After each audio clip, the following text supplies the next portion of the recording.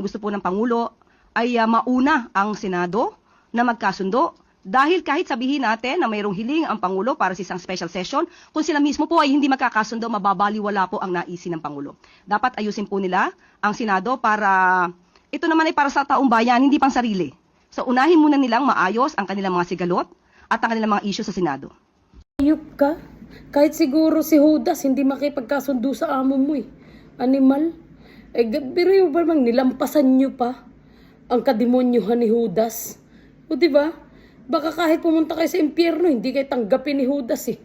Hindi kayo tanggapin ni Satanas eh. Mga monyo kayo.